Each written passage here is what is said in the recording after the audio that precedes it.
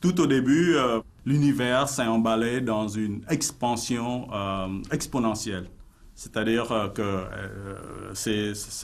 sa taille s'est décuplée exponentiellement, vous savez, et donc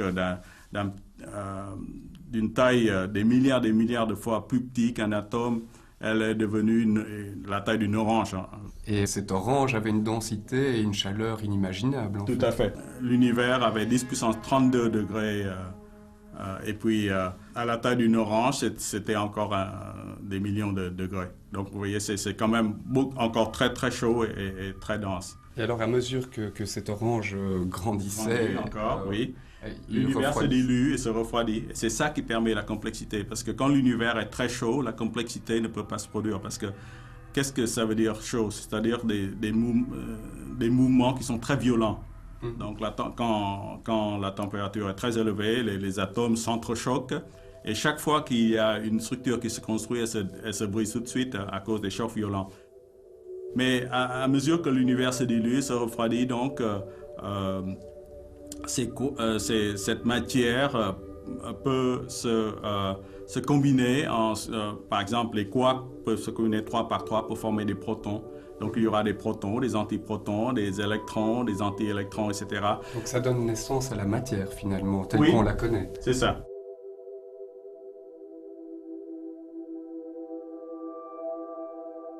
On pense que les premières étoiles se formaient peut-être quelques centaines de millions d'années après le Big Bang, donc l'explosion originale. Et les premières galaxies peut-être après le premier milliard d'années. Et pour l'instant, les télescopes peuvent remonter peut-être jusqu'à 2 milliards d'années après le Big Bang, parce que le Big Bang se produit il y a 14 milliards d'années.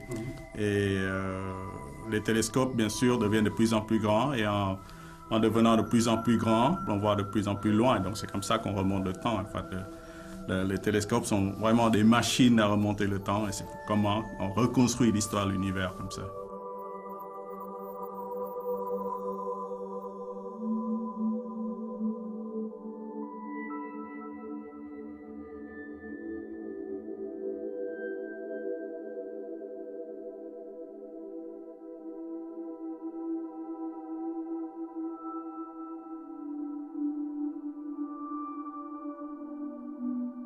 Dans le Big Bang, il n'y avait que l'hydrogène et l'hélium qui étaient produits, les 3 premières minutes de l'univers à peu près. Et donc les premières étoiles n'avaient que l'hydrogène et l'hélium.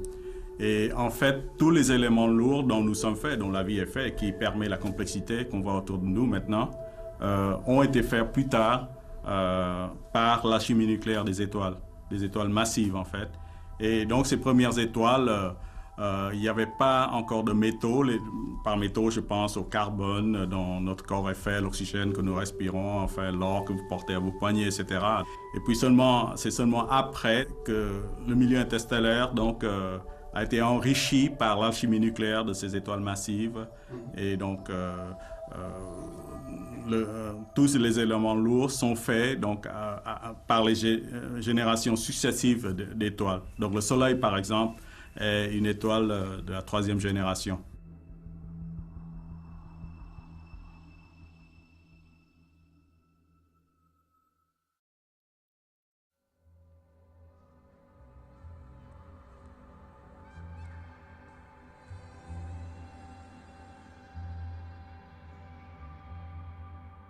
Finalement, toutes ces étoiles massives ont fini par exploser. Ça a dû être l'apocalypse. Enfin... Oui, ce sont des grandes, violentes explosions. Donc, pendant quelques secondes, la brillance d'une étoile massive comme ça atteint la brillance d'une galaxie entière. Vous avez 100 milliards de soleils. Donc, c'est vraiment très, très, très brillant.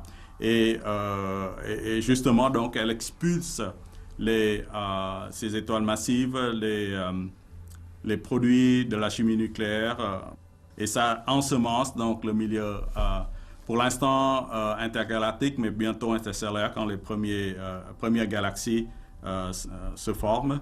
Et puis, donc, ce milieu interstellaire s'effondre à son tour sous l'effet de la gravité pour former une 2e génération d'étoiles qui poursuit donc une alchimie nucléaire. Elle explose de nouveau, enrichissent le milieu interstellaire et 3e génération, etc.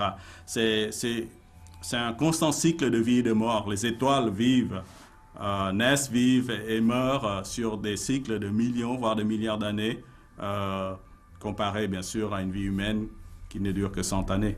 Mais donc dans ces supernovas, on a aussi de la matière qui est expulsée. Oui, ce sont des flux de gaz donc enrichis par ces minéraux qui sont donc expulsés à des dizaines de kilomètres par seconde dans le milieu interstellaire.